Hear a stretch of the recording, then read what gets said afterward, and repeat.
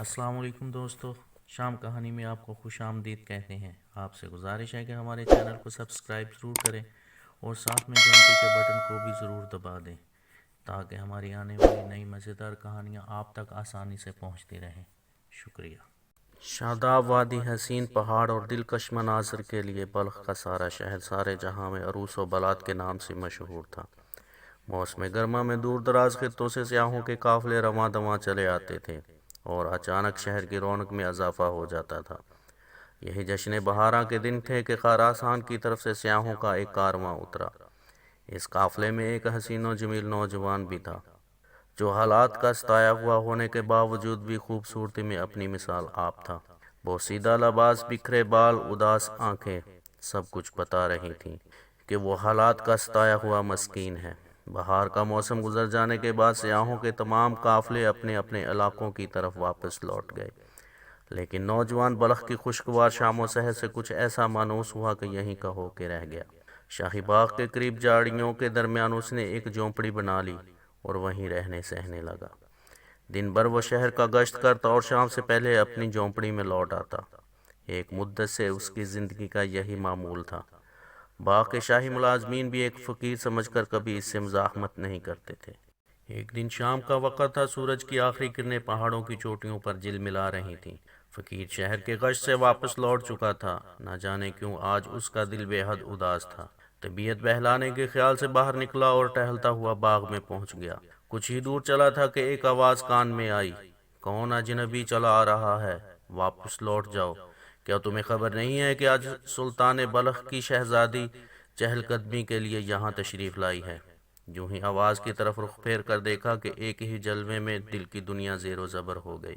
ایک شیشہ ٹوٹا، ایک بجلی چمکی اور ایک بے نوا فقیر کا دل اب اس کے سینے میں نہ رہا۔ شہزادی کنیزوں کے جرمٹ میں آگے بڑی تلواروں کی کاٹ فولاد کی ڈالوں پر روکی جا سکتی ہے، لیکن اس کی ظالم نظروں کے چلے ہوئے تیروں نے پوری دل کی دنیا کو گائل کر دیا۔ نظر کی چوٹ سے فقیر بالکل غائل ہو چکا تھا۔ بڑی مشکل سے دل تھامے ہوئے اٹھا اور اپنی جھونپڑی میں آ کر بیٹھ گیا۔ دل کا سکون تو رخصت ہو ہی چکا تھا، آنکھوں کی نیند بھی اڑ گئی۔ غم کی تپش میں ساری رات گئی، آہستہ آہستہ عشق کی چنگاری سلگتی رہی۔ شوق کا اضطراب بڑھتا گیا، یہاں تک کہ یہ ایک غائل پنچھی کی طرح فقیر کی زندگی ایک دردناک روگ بن کے رہ گئی۔ کبھی مکمل خاموشی، کبھی ہواؤں سے باتیں، کبھی ہم کلامی، ویرانے سے محبت، تنہائی سے پیار۔ دیکھتے ہی دیکھتے زندگی کا عجیب حال ہو کے رہ گیا۔ اسی عالم قرب میں کئی مہینے گزر گئے۔ رفتہ رفتہ جوش جنوں کا بڑھتا ہوا طوفان تھمنے لگا۔ بالآخر کچھ عرصے کے بعد دل کی گرمی مخصوص حالت پر آ کر رک گئی۔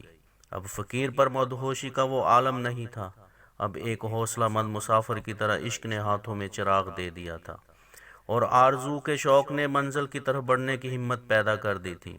حسب معمول سلطان نے بلخ کا دربار لگا ہوا تھا، فریادیوں کے مقدمات کی سماعت شروع ہو چکی تھی۔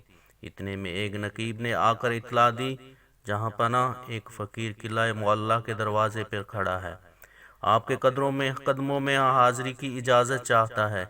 غالباً وہ کوئی فریاد لے کر حاضر ہوا ہے۔ حکم ہوا کہ اسے لایا جائے۔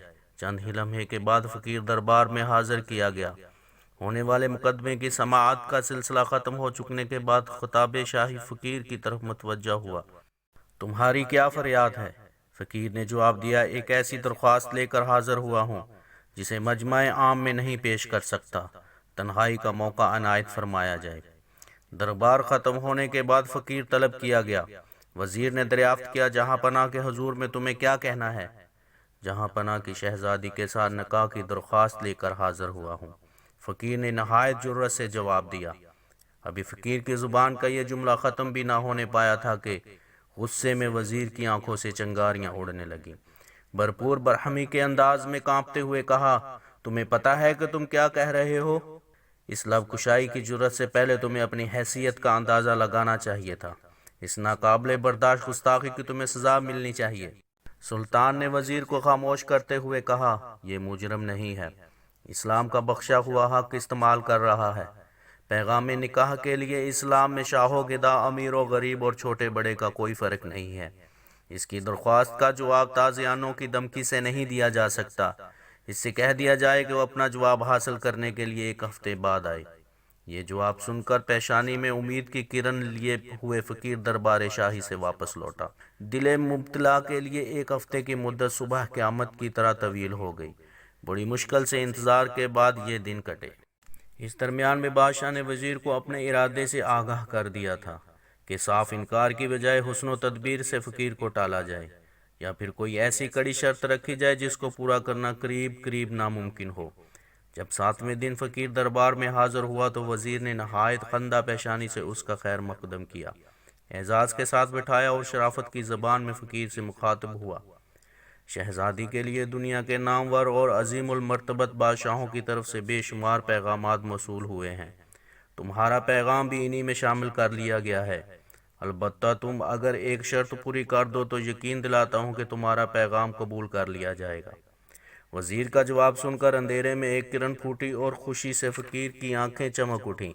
بے خودی کی حالت میں بول اٹھا، فرمایا جائے، میرے لائق کیا خدمت ہے، میں شرط پوری کرنے کے لیے اپنی زندگی تک داؤ پر لگا دوں گا۔ وزیر نے کہا، شہزادی کی انگوٹھی کے لیے سیاہ رنگ کا ہیرا چاہیے، اس سے زیادہ اور کوئی شرط نہیں۔ فقیر نے جواب دیا، اس شرط کی تعمیل اگرچہ ناممکن کی حد تک مشکل ہے، لیکن مجھے یقین ہے میں اسے پورا کر دوں گا۔ سنا ہے کہ وہ ہیرا سیاہ رنگ کے پہاڑوں کی برفیلی چوٹیوں میں پیدا ہوتا ہے، خدا میری مدد کرے گا۔ رات بیت چکی تھی، سارا شہر سناٹے کے عالم میں سو رہا تھا۔ فقیر کی جھونپڑی سے کبھی کبھی سسکیوں کی آواز آتی تھی۔ پیشانے زمین پر رکھے ہوئے اشکبار آنکھوں کے ساتھ وہ کہہ رہا تھا، اے درد مندوں کے چارہ ساز، سلگتا ہوا دل لے کر تیرے دربار میں حاضر ہوا ہوں، حسرت کی جلی ہوئی راہ کو زندہ کر دے، اے مجبور بندوں کی آخری امیدگاہ، مشکلات کے اندھیرے میں قدم اٹھا رہا ہوں، اپنی رحمتوں کے سہارے منزل مقصود تک پہنچا دے، اپنے حبیب کی شاداب تجلیوں کے صدقے میرے رشتے ہوئے زخموں اور بھیگی ہوئی پلکوں پر رحم فرما۔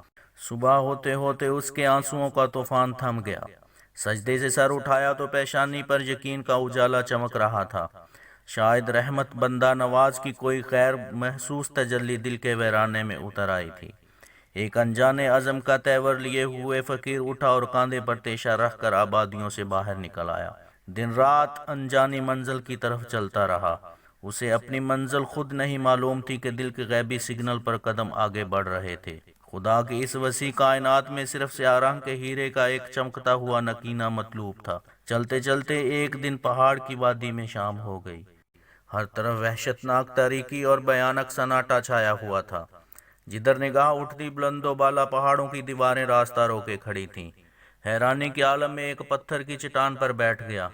تھوڑی دیر بعد درندوں کی خوفناک آوازیں ہر طرف سے گونجنے لگیں۔ زندگی خطروں میں گر گئی، جان کے لالے پڑ گئے، لیکن خدا کی کارسازی پر اس کے دل کا مخفی اعتماد پہاڑ کی چٹان سے بھی زیادہ مضبوط تھا۔ کرشمہ غیب کے ایک تماشائی کی طرح وہ ساری رات جاگتا رہا۔ صبح کے وقت جوں ہی آنکھ لگی کسی نے شانہ پکڑ کر ہلایا۔ آنکھ کھل گئی، ایک بوڑھا آدمی کھڑا کہہ رہا تھا، جس راستے سے تم یہاں پہنچے ہو اس کے دانے پر کالے پہاڑ کی برفیلی چوٹی سے ایک بہت بڑی چٹان ٹوٹ کے گری ہے۔ یہ سونے کا وقت نہیں ہے، تیشہ اٹھا اور کاٹ کر اپنے نکلنے کا راستہ بنا لو، ورنہ آج شام تک یہ ساری وادی برف کے سیلاب میں ڈوب جائے گی۔ فقیر گھبرا کے اٹھا۔ جیسے ہی وادی کے دانے پر پہنچا دیکھا کہ برف کی بہت بڑی چٹان راستے میں حائل ہو گئی ہے۔ سارا دن تیشہ چلاتا رہا، دن بھر کی لگاتار محنت کے باوجود گزرنے کے لائق راستہ نہیں بن سکا۔ سورج ڈوب رہا تھا۔ فقیر نے پوری طاقت کے ساتھ تیشہ چلایا۔ بھرپور وار سے چٹان کا بہت بڑا حصہ ٹوٹ کر بکھر گیا۔ جمی ہوئی چٹان کے اندر سے سیاہ رنگ کا ایک موتی چمک رہا تھا۔ فقیر نے حیرت کے ساتھ اسے کھول کر نکالا۔ ہتھیلی پر رکھتے ہی ایک کرن پھوٹی اور آنکھیں دیکھتی رہ گئیں۔ پردہ غیب کی کارسازی پر فقیر کا دل جھوم اٹھا۔ نامعلوم طور پر اسے یقین ہو گیا کہ یہ وہی سیاہ رنگ کا ہیرا ہے جسے اپنے دل کی شہزادی کو پانے کے لیے شرط قرار دیا گیا ہے۔ ایک حیرت انگیز خوشی کے عالم میں وہ بلخ کی طرف دوڑ پڑا۔ کئی دن رات کے سفر کے بعد وہ شام کو بلخ پہنچ گیا۔ دوسرے روز شاہی دربار میں فاتحانہ شان سے داخل ہوا۔ پیارے دوستو، ابھی یہ حقیقی عشق کی لاجواب کہانی جاری ہے جو کہ اگلے حصے میں بیان کی جائے گی۔